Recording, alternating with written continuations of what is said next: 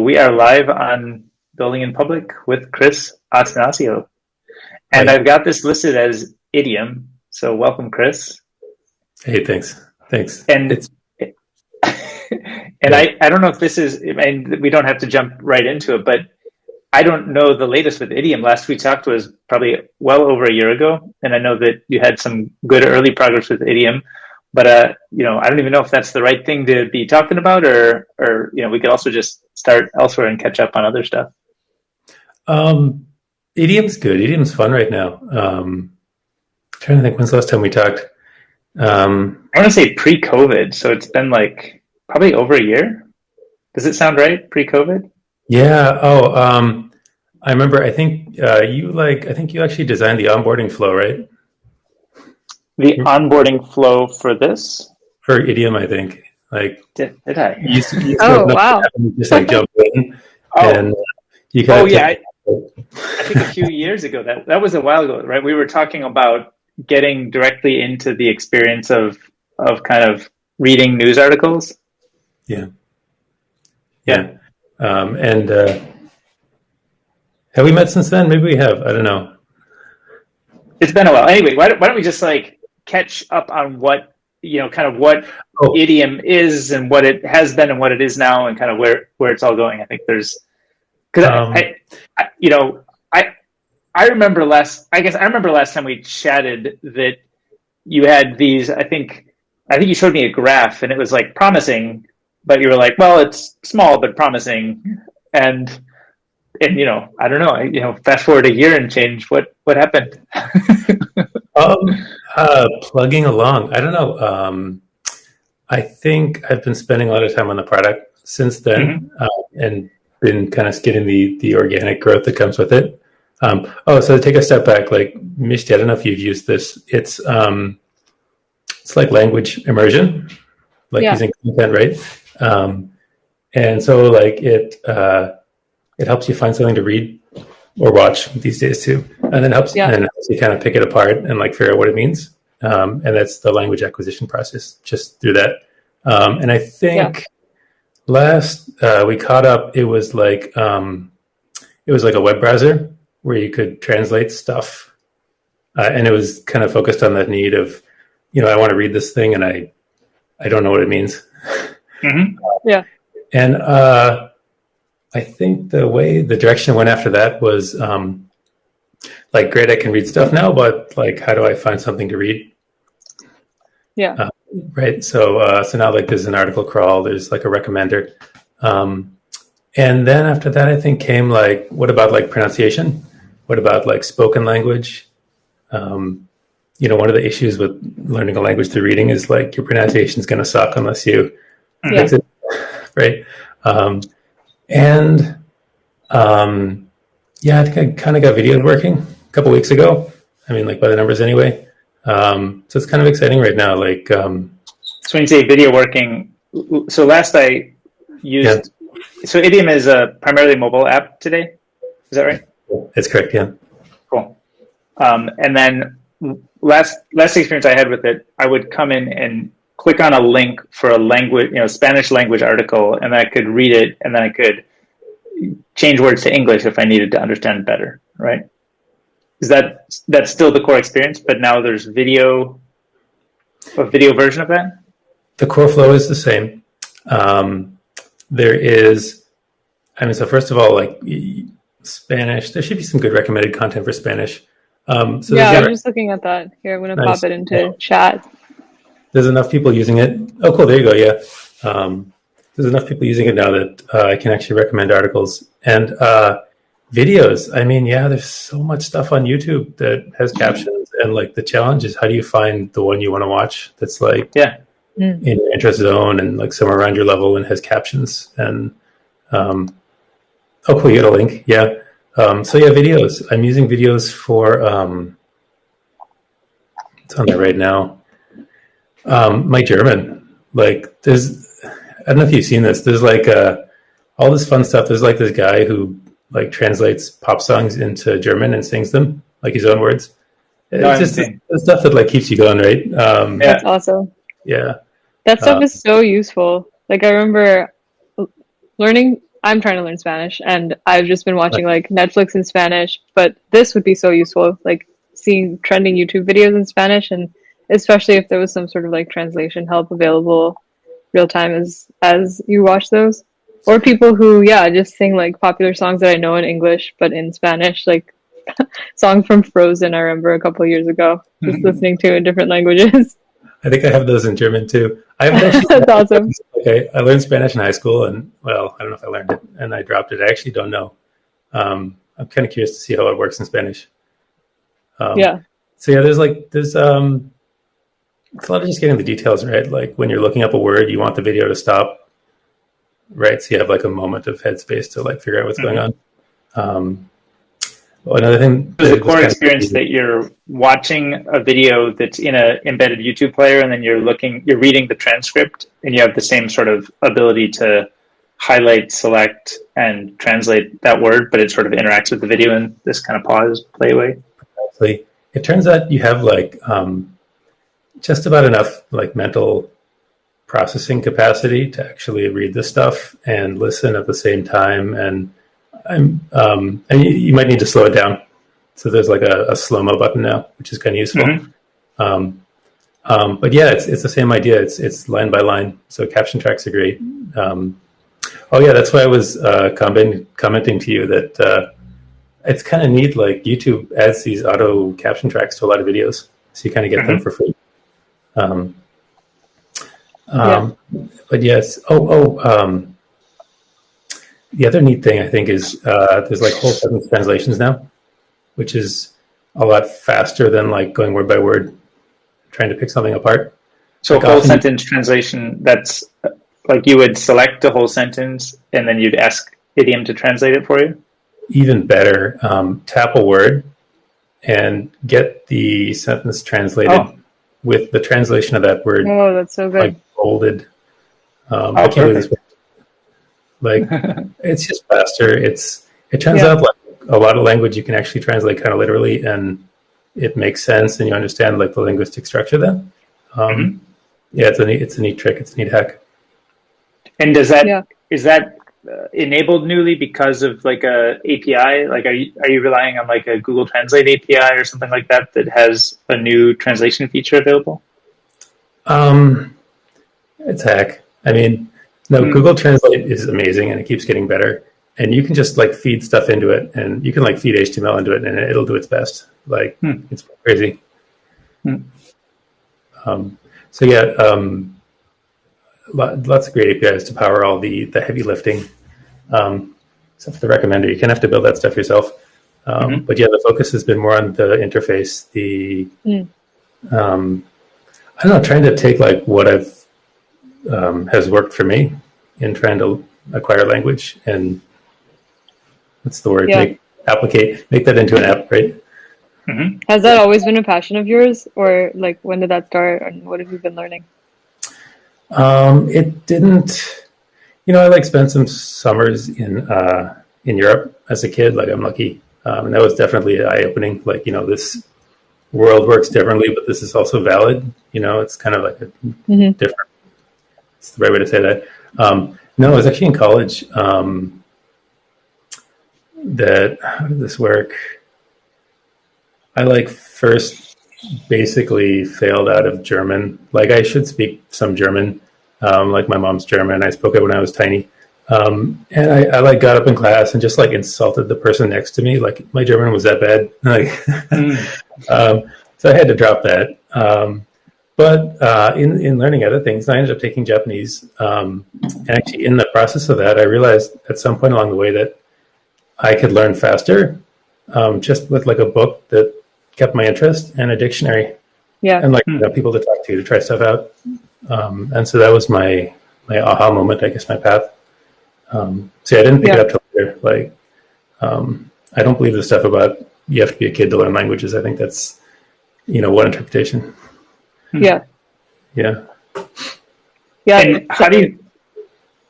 I was just going to say, one interesting thing thinking about also myself, trying to learn languages, is that hasn't been really well served for me online, is that often when I'm doing Netflix, I'll do English audio with Spanish subtitles, and then I'll switch to the same exact TV show or scene, Spanish audio with Spanish subtitles, and then I'll switch to Spanish audio with English subtitles. Like mixing and matching the language of audio and subtitles is actually super useful. And if you just watch the same thing like 5 times, but it's really hard to do that. Like some even on Netflix, it's hard to do that because not all things have all of those options available. But I'm just thinking for like, have you thought about this kind of like flipping in text and video? I think you're absolutely right. I think it's a great idea. It's just like I haven't gotten there yet. Yeah. You can kind of hack it now. Like the YouTube player, you can like, keeps a cookie and picks the subtitle language, and then you can like pull up the other one. But no, ideally you'd have it actually talking about like cognitive like processing capacity. You can actually deal with like two languages on top of each other. It's kind of a lot, but like hearing them, or you mean the text? Written. I mean, so actually hearing and you can take like, this is actually a great way I think to study is if you can hear it and if you can see like written in the original language and then written in their native language, like above or below. Totally, yeah. Being able to like stop it and trying to figure out the alignment and then starting up again. Yeah. This is a bad idea. It's a good idea. I got interested in Norwegian. Yeah. Like, I don't speak a word of it, but I realized it's actually kind of similar to German and English in some ways. And it sounds kind of like Viking. It's like a cool sounding language. Just through like some music I found. And I realized I could actually just like line up the subtitles, line up the lyrics with their translation and just start to pick it apart. So I think it's great. I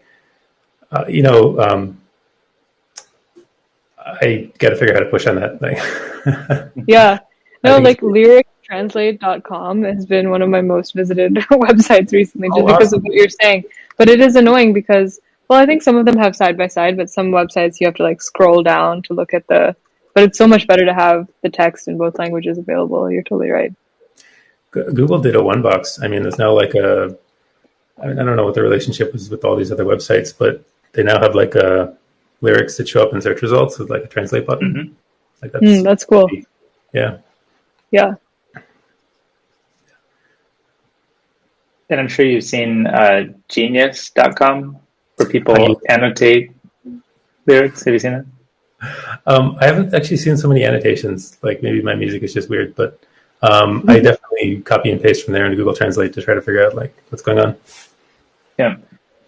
It's been like blowing up my Spotify, like my Discover Weeklies in like all different languages now. It's kind of cool. That's really cool. Yeah.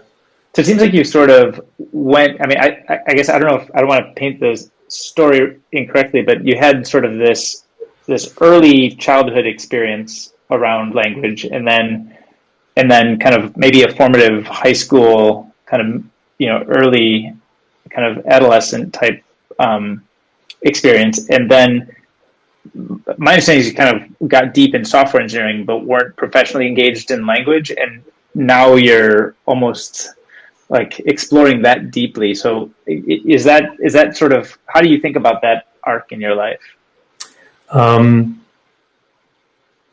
I think it's a good picture. No, I'm still deep in software engineering. Like I still do like contract work, probably like half my time.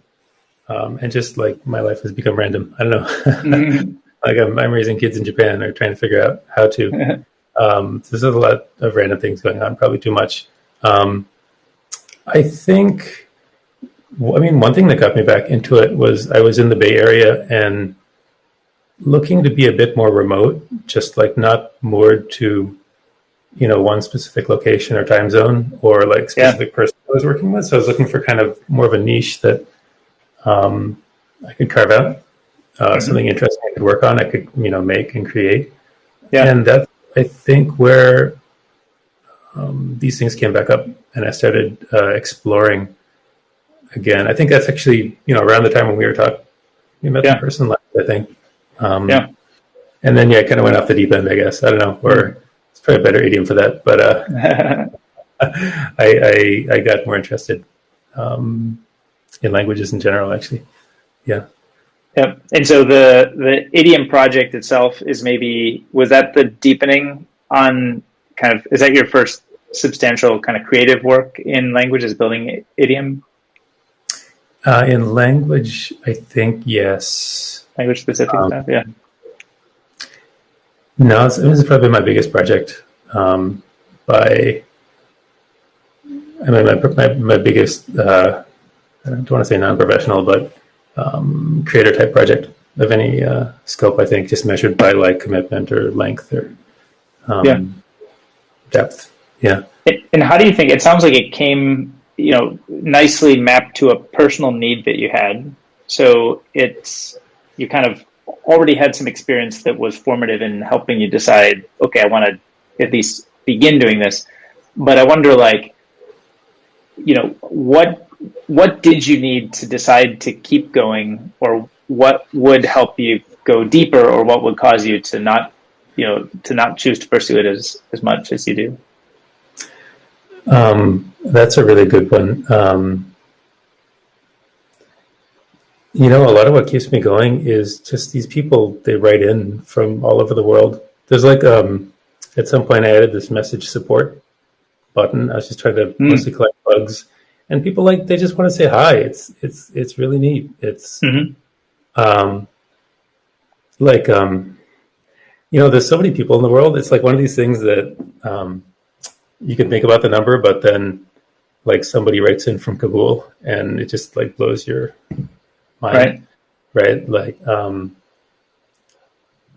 think that's what's kept me going. I mean, it's growing in a way where, someday it could be big, which is nice.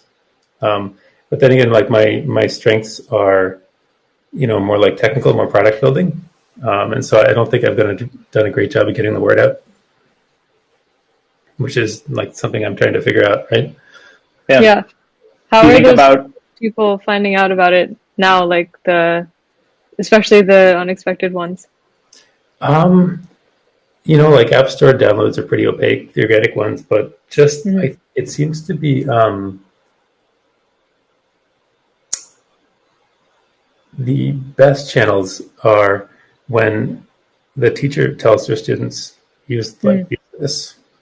This is why you should use this, and this is how you should use it. And that's whenever there's a spike in downloads, that's the reason.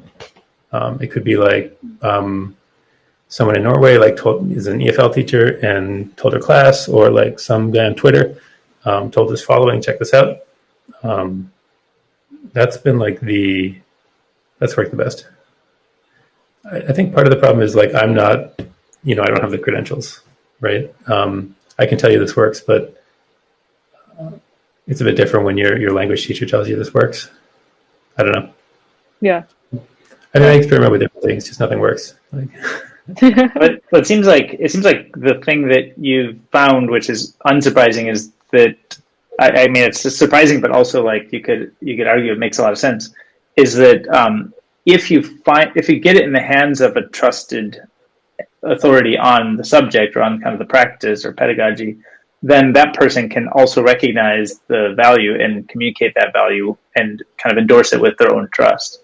So is there a way to reach more of them, or is it just haphazard that, they come together, they sort of discover it in sort of a haphazard way right now?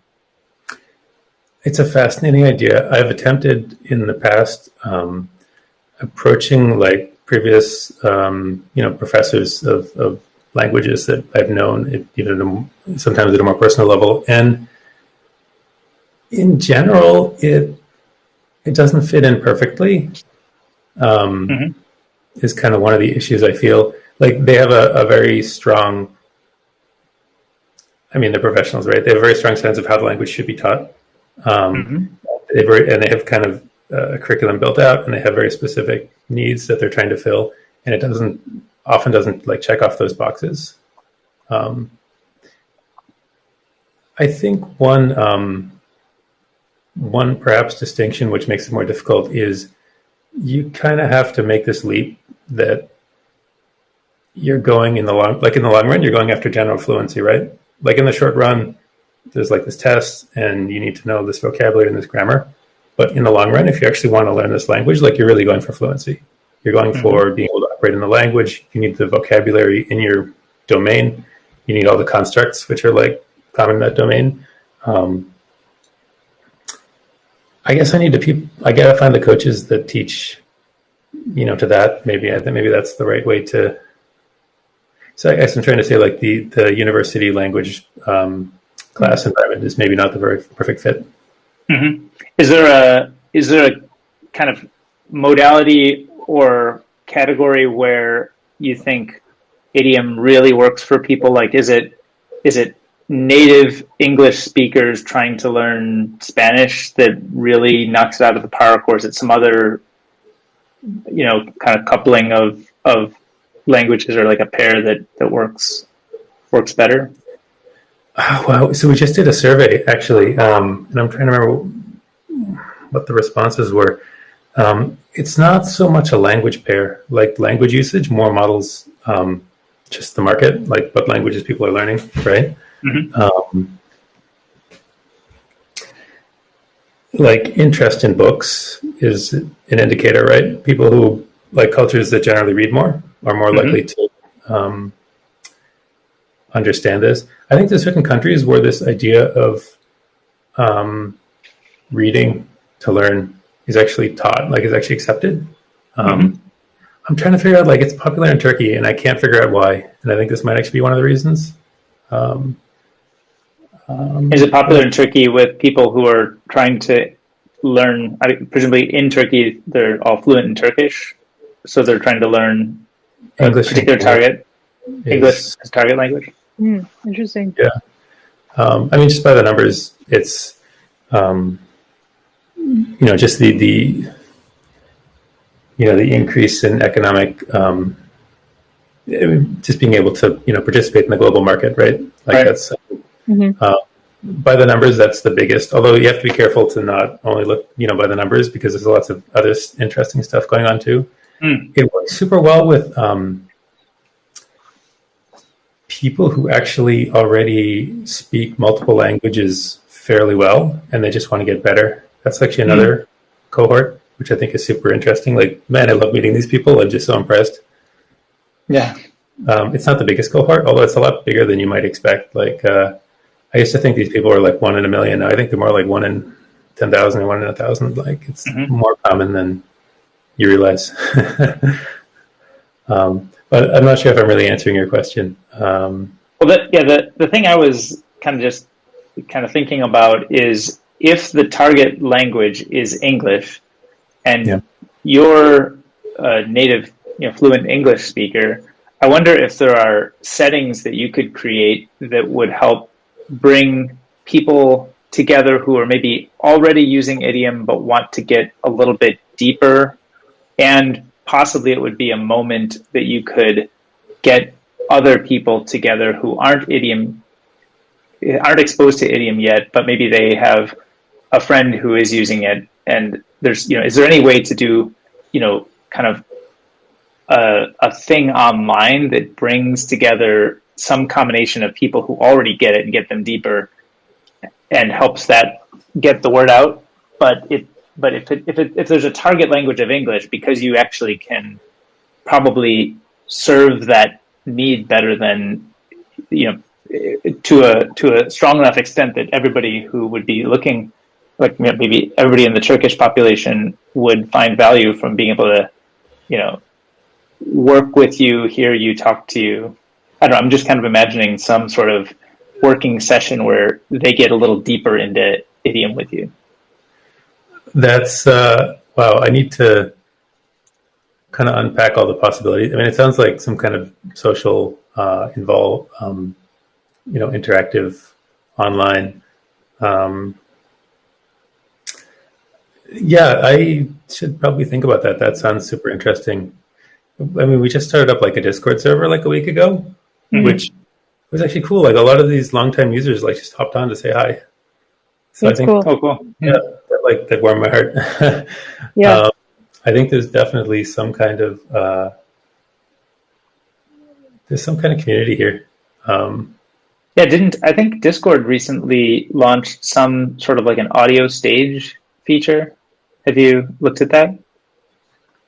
I found it. Yeah, Discord. I haven't used it yet. I found out about Discord a few weeks ago, and he was impressed by their technology and like the speed at which they're growing, and that's about all I know about it. Like, it looks kind of like IRC on steroids, right? Yeah. Yeah. Taken to like there are some interesting language learning groups on there. I'm wondering if you've dug much into like, I don't know, random subreddits and Discord. There's one called like the Cavern of Linguists, or I forget what the exact name is, but I was just poking around to see what people are up to. Or should I write this down, or is there a way to highlight it, or how do I do this? Oh yeah. So you can click on the transcript tab. And it takes a little bit to update, so I don't think it might not be there yet, but you can make a video highlight. I'm writing down Cavern of English, you said? Linguists. I'm just going to make sure that that's the right name, but I'm opening my Discord right now to check. I'll be on there soon. Yeah, and they have so many different languages. That's really cool. That's like a more interactive version of. You ever use Lang 8? I haven't. It's like a thing where you write something in the language you're learning, and then somebody corrects it. Oh, cool! It's just like written feedback, and it's not quite real time, and there's like all these online things sometimes have dealing with people you don't want to deal with, which I'm not sure they figured out completely, but this sounds like a real time. Nice. Yeah, I just posted the link in chat. Awesome. I'll be on there soon. Yeah, there's all sorts of different channels you can join within there for different languages. And I haven't been super active or anything, but it's kind of interesting to probably poke around and see what people are using it for.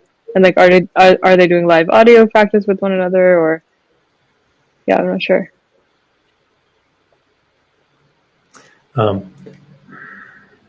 That's interesting. Maybe I should link to it from the app.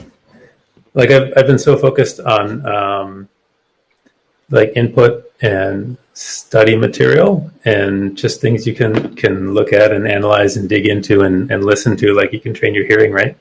But this output and interaction is like a whole different world, which I'm not serving. But the people, everybody needs that too. Yeah. So yeah, it also seems like the interactivity of it may help shape your understanding of how people want to get value. I see what you're saying.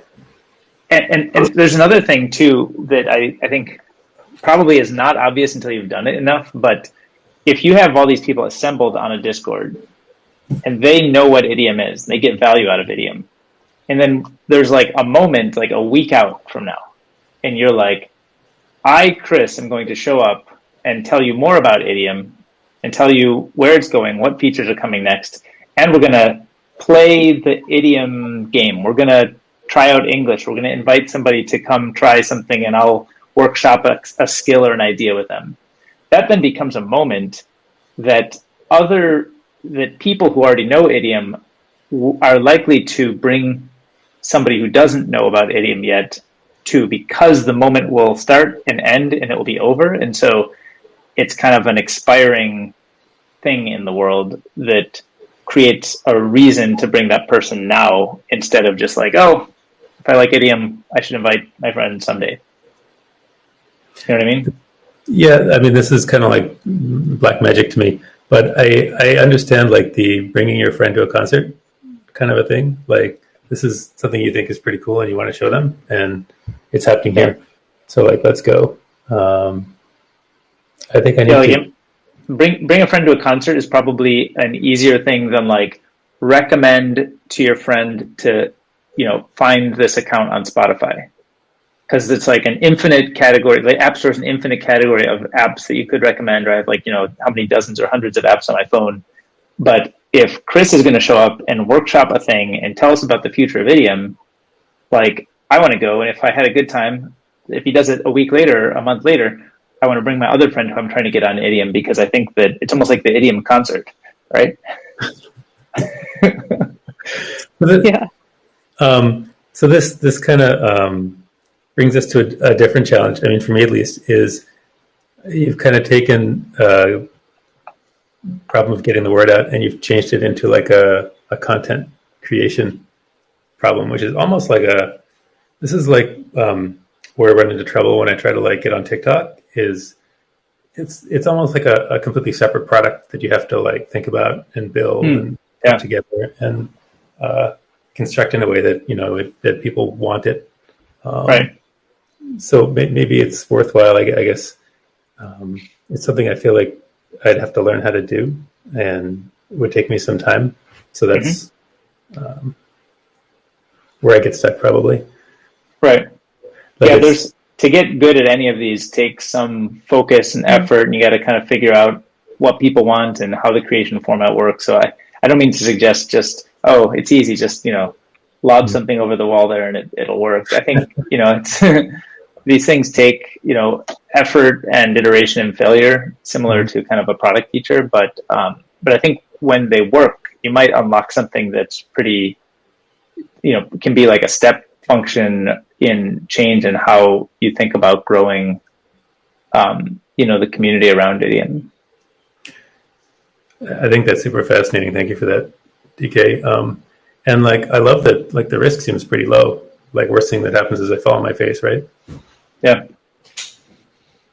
I mean, you know, another thing that, you know, we could do if you want, we could actually even set up, if you wanted to do an Idiom session where we're going to just talk about the future of Idiom, like we could bring your Idiom people, we could make a video here, create highlights and share them out to your Discord if you want, or we could invite your Discord to come do a session here, and we could literally just interview you about like the future of Idiom and where is this going and what are the next product features, and we're just like a foil for you to talk about Idiom.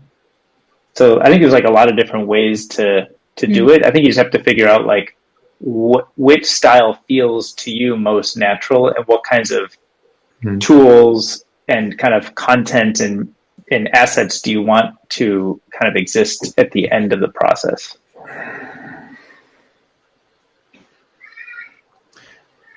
That's fascinating. You could even like chop these up and make TikToks, right? Mm-hmm. So I just made a little highlight. If you see over in the right-hand side, we have the little activity feed. So I just made a highlight of you talking about Discord, just as like a fun thing. You know, you're talking about like how you discovered Discord. So you can take any segment of the video, and by highlighting the transcript, you can create little video snippets. Now we haven't done like the download enablement stuff, but yeah, the idea would be you should be able to download this and put it on TikTok if you want, or put it wherever you'd like it to go. But it serves off of a unique URL today, so if it's, you don't have to get somebody deep into the highlighter ecosystem. They can just like have the video, see the video, get the content. Oh, I think you're on mute. Oops, I think you're on mute. We actually have a little bit of a product bug here. When you play a highlight, we auto mute the playing so that you don't hear the stage, but we also don't hear your mic, which I think is wrong. So we're going to enable your mic doesn't get muted. It's good because you would have heard like the video. No, like the other reason I'm silent is because I'm thinking about this. Like, this is not a world I know super well. But it seems like something I should figure out. Yeah, I mean, I think there's all kinds of ways. You know, I'm always curious about like, you know, each like growth problem or, you know, challenge is really unique to the, you know, the service that you're building. So I don't think it's like one size fits all. But I'd say like there's probably, you know, generally sort of two categories, and the things that we've talked about so far have been kind of like content creation, whether it's like an event or a moment or a voice stage on Discord or create a highlighter video. Or create highlights and clips. But then there's kind of this other kind of maybe, let's say, category of growth, which is more like product-driven growth. And there's a lot of levers in the product that may offer the opportunity for you to like create stronger reasons to come back, or better content discovery, or, you know, other, you know, magical moments that translate to people wanting to share, something like that. So I wonder, like, do you feel like you already have good instincts around the product-driven growth and just haven't explored a lot around kind of content or kind of outside stuff, or are you sort of, do you have a set of product growth experiments that you want to explore next, or you're thinking about? I don't know if maybe instinct is the right word. I have a better understanding of product growth opportunities. I mean, like I obviously haven't thought of everything. I'm sure there's lots of great ideas I haven't thought of. It's like always the biggest cost is the opportunity cost, right? Like the thing you haven't thought of yet. I mean, I know there's existing things around. Many people who download the app just like have no idea what this is. And so just, I think it's another thing you told me, messaging a little bit better, what you can do with this and why you do with this. I think there's probably some potential there. I think like as the content gets better, the recommendations get better. I mean, it does just become a reason to just tell somebody about at least the content, right? The app as well.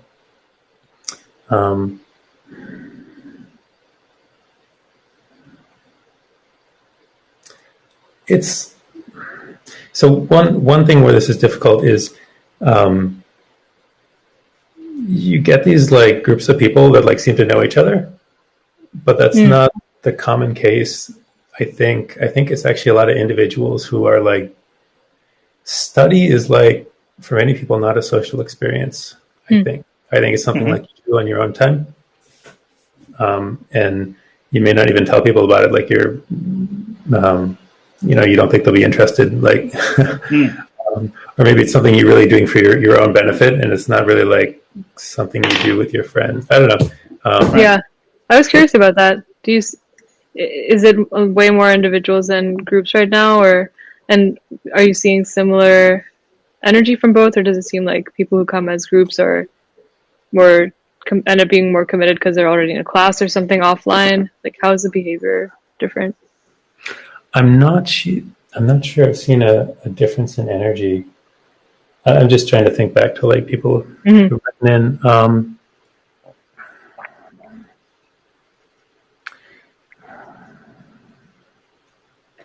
I think the groups are definitely I mean, I said this already, the groups are a smaller contingent. It's like somebody told their wife, or like, some people in a class are using it.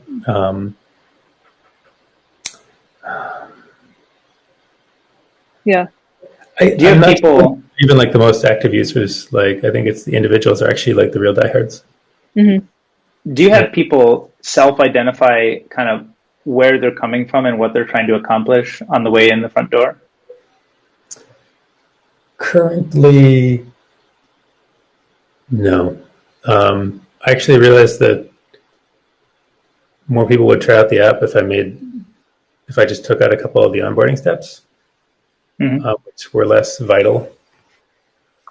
These weird things, like it's like, as you said, it's all context dependent, right? It all depends on the app that people like. It's one of these crazy things where after you see like 4 or 5 onboarding screens, and then this is not the one you designed, by the way. This is the stuff I added.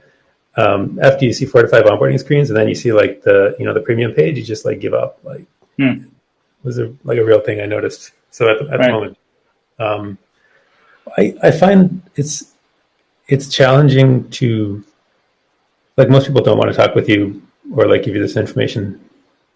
No, most people don't really want to engage with you anyway. So what's been much more a better strategy for me is to just let people write in and engage with those people because they're interested in talking. Right. Yeah.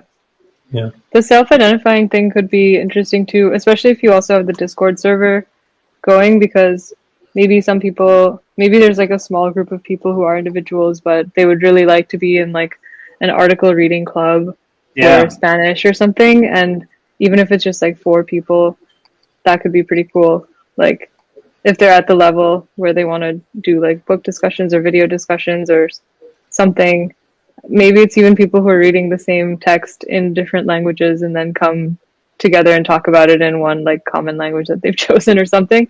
I don't know, but if you have those questions asked in the very beginning when they're signing up, then they might like at least be able to be offered those options later on.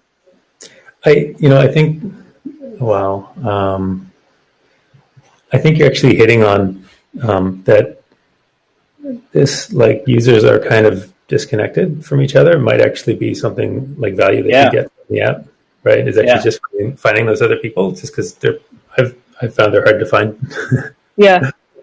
to yeah. reach. And even if most people don't, I think like if a fraction of them do get connected, they could become superpower users, like even more so. I think that is like true value that this app could possibly unlock. Yeah.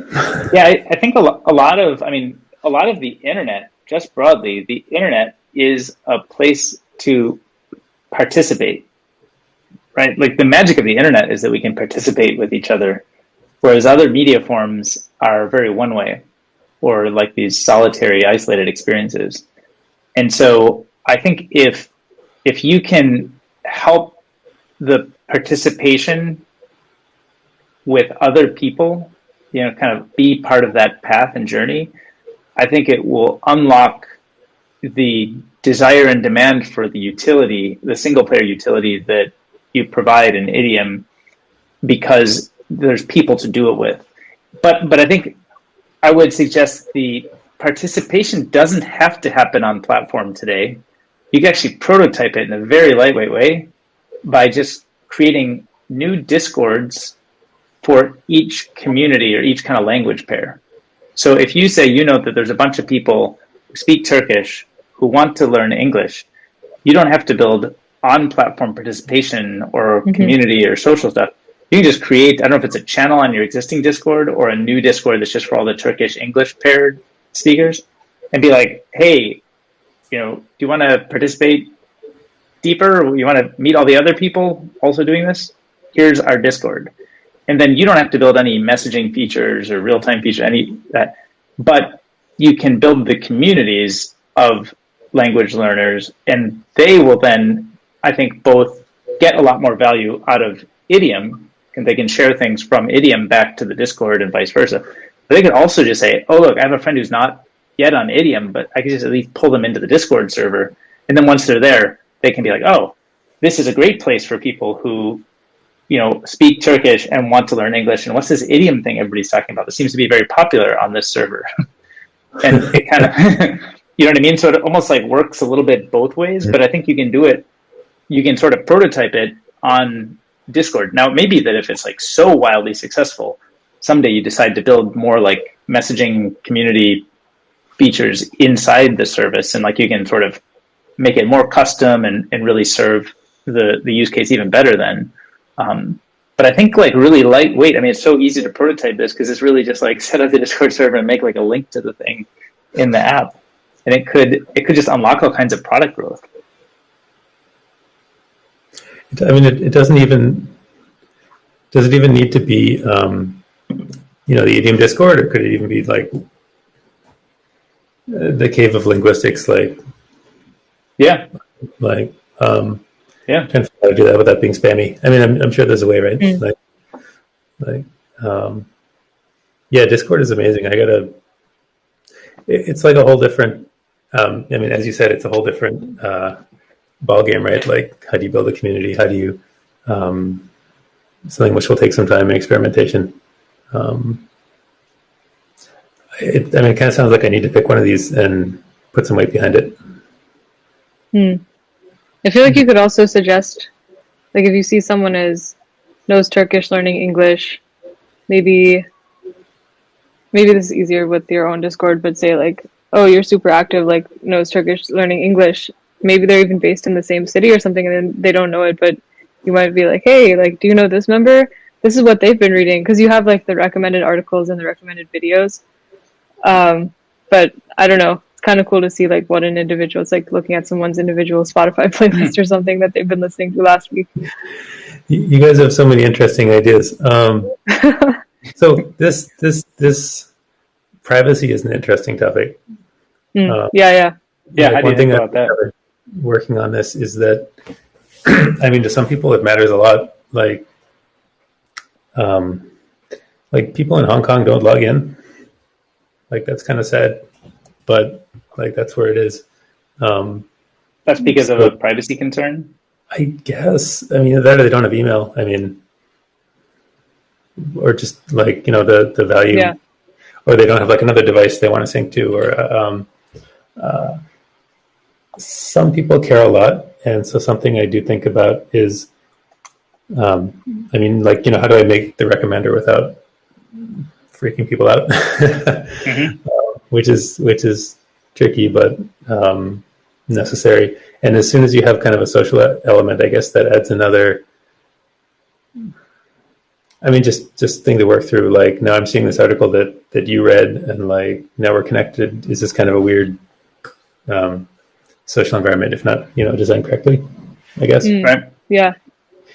Like it Do you almost think kind you of. could have some sort of opt-in at the very beginning? Like, I want other people to be able to see what I've been reading, like for the purpose. And if you explain exactly why, like, I don't know. I feel like if it was communicated very explicitly, like the reason, then people could choose to expose their activity if they wanted. Like, the people who wanted to meet others might be happy to do that. I think I feel like people don't know how to answer that in the general case, unless like the friend told them how to answer it. Hmm. Would I guess be my concern?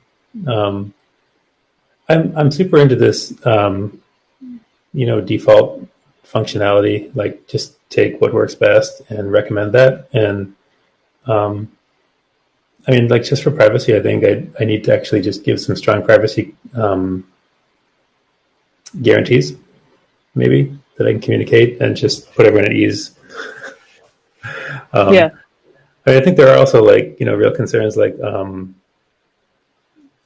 go through server logs and look at IPs like where requests are coming from, and it's like military bases. Sometimes it's like people who have Mm. valid concerns, for maybe legal reasons, Right. right? How do we get to privacy? Oh yeah, we're talking about connecting people. Yeah. Mm-hmm. I think it's super fascinating. I think as Discord, I got to get back on the Discord. I like started it and then didn't do anything, and I think I'm going to go over to the cave of linguistics and learn how they do it. I think it's maybe a good next step. Yeah. Yeah. How are we doing on Yeah. time? Is this kind of covering the interesting stuff, or what are we Yeah. missing? Yeah. No, I think it's great. I mean, we just like to hear about this process kind of stuff and how you think about stuff. And yeah, that's kind of, I'd say Misty and I host Building in Public mostly because we want to just learn. We think there's so much stuff that's getting built, and everything has its own kind of peculiarities or perspective, or there's not everything that's interesting is kind of doesn't have a common plot line. It actually it veers off in interesting directions. I think you've already shared, I think, even just the perspective from why you started working on this and the method with how, and I think all of that stuff is interesting and worth noting. I think the kind of almost like, I don't know if you termed it like a haphazard kind of engagement with this process. I forget if you use that word or I use that word, but I think that's actually like a very valuable thing to consider, because by being less focused on an outcome, you actually are able to more focus on the needs of the people who you're building for, instead of having a more complicated scenario where you may be trying too hard to grow, that you may compromise like maybe these kind of connection issues that you were just discussing are important to get right if you want to do them, but you won't just do them at all costs. You need to actually make sure that it serves people's needs and is communicated properly. So I think it's actually, one of the most interesting things about this whole thing is actually how, like, I don't know what the right word you would use. Is it casual? You have like an interesting combination of being both committed, you're like passionate about it, but you don't feel so outcomes based. Does that make sense? Is that the right way to frame it? No, I think you hit on something really big here. it's almost like a freedom to work on it when I know what to do. Yeah. Like when I'm inspired, or when like I'm trying to fix a problem for someone, or but like there's no like ticking time bomb, right? It's not just gonna like, it doesn't have to work by X date, and that's a huge freedom. For me, like I'm busy this week, or I just have this great idea, and now I'm gonna stay up all night and do it because I don't have anything in the morning, right? Mm-hmm. I know. I think it's a really great way to make like, and I think you're right about the product experience. Like one of the things I've learned in this is, actually I learned this from a user like early on. They wrote to me, super nice users. I think the comment was something like, if you make an app that makes people feel good, they'll come back. And I just thought about that, and I think about it a lot, and I think it actually explains a lot of like what actually works with this app. So yeah, it's definitely an alternate model for building. I think it's a good one. Does it inform, when you talk about sort of what makes a user feel good? Do you have examples where you know that you sort of had a decision to make and you were able to go down the path that you're like, oh, this is the one that's going to make people feel good? I mean, there's the obvious stuff, right? Like interesting content and like smooth UI. But the interesting ones, this thing about like, I realized at some point people don't want to log in. Mm-hmm. Maybe it's privacy, maybe it's just like managing another handle, but just making everything work without logging in was one of the upticks. I mean, just like, wow, I guess it served no value, so we get rid of it, right? Mm-hmm. A lot of people in this space, there's like apps that like save a lot of statistics on like how much you've read, and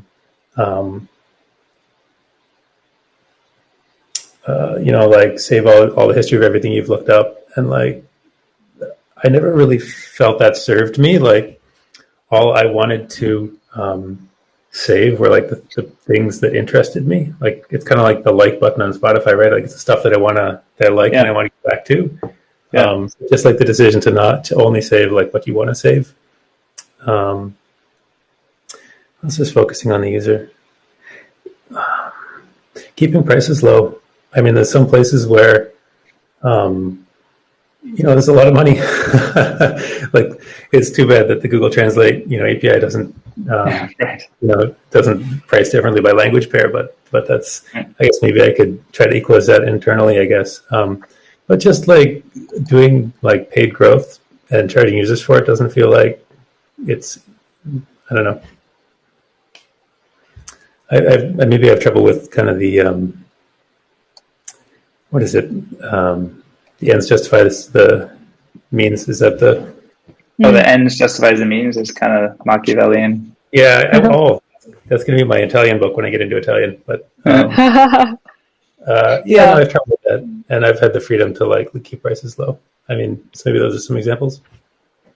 Yeah. Yeah. Do you think about sort of, when you think about pricing and monetization, do you think that, do you have a kind of a, I don't know if there's a target or a goal, or what would help you feel like this is, I don't know, economically sustainable, or something that you want to double down on, or that's more like going to be your professional focus? Do you have sort of an idea of something around sort of monetization point at which you would feel like, okay, this is a good indie development project, or if I can achieve something with monetization, it can become more of a team project, or it could be, sort of, are any of those things on your mind around how this might expand over time, or is that sort of just wait and see?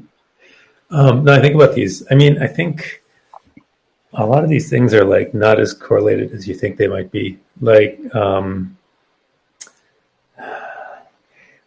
go back to pricing. Like, I could raise prices and like maybe like double, triple revenue, but like just making a better product is going to make it 100x, right? So like why take people's money, right? Unless I wanted to do paid growth, but I've been trying to avoid so far. Yeah. In terms of like me and financials, like, you know, I tell myself that, oh, so maybe this is a good path. I tell myself maybe I'd spend more time on it if it was like paying more of the bills, which you know, at the current rate it will be at some point. But I also like the contract work I do is like working with founders and like on different products, and that's something I really enjoy too. Like I kind of guess you kind of get kind of some of the same thrill, except maybe from like a different angle. So I'm not sure if I'd want to give that up. And so building more of a team around this at some point actually might make sense. Especially there seem to be a lot of software engineers like using it from people I talk to. So that's cool. I suspect one day someone's going to come along and just say like, "Hey, can I help?" Right. I don't know if this is answering. They're not. They're kind of patchy pieces that somewhat fit together. Right. It's definitely a goal to you know, make it work, right? Yeah. Yeah. And do you have a sense of like, does work in your mind?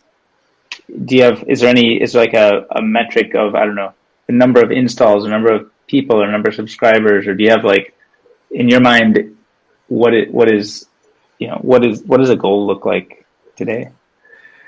I mean, there's so many different levels, right? And I'm kind of happy with many of them. Like, one like recent milestone is like some of my friends have started to take it seriously, which is always this like this, I don't know what's it called, like a belief gap, like you kind of wonder if you're like smoking crack or not. None of your friends actually like see what you see, and so that's something that started to change recently. So that's been a huge milestone for me. And how is that kind of qualitative feedback that somebody gave you, that they stopped saying, "Why are you wasting your time on that side project?" and they said, "Oh, that's really cool. I want to use it." I mean, they use much nicer words, but like they're actually considering using it for themselves now. Yeah, I don't know how to describe that better. Yeah, but that's I think you have like I think you know, one obvious next goal is I mean I take a small margin off API request basically, and you know, at some growth that will be bringing in as much income as everything else I do. So that's another obvious, you know, financial goal, like that break even point there. You say API requests, so there are third-party apps that are built on top of Idiom? Oh no, the other way, as in the only features you have to pay for are the ones where there's some kind of cost to Idiom to provide that feature. Oh, right. And Okay. the business model is just it's a small margin off that. Got It's it. basically the cost, like plus a little buffer. Yeah. But yeah, I mean that'll I want to say give me the freedom to work on it full time, but I don't know if I want to work on it full time. So Right. it is kind of a financial milestone, I think. Right. I mean, I'd like. I think it'd be pretty cool if I could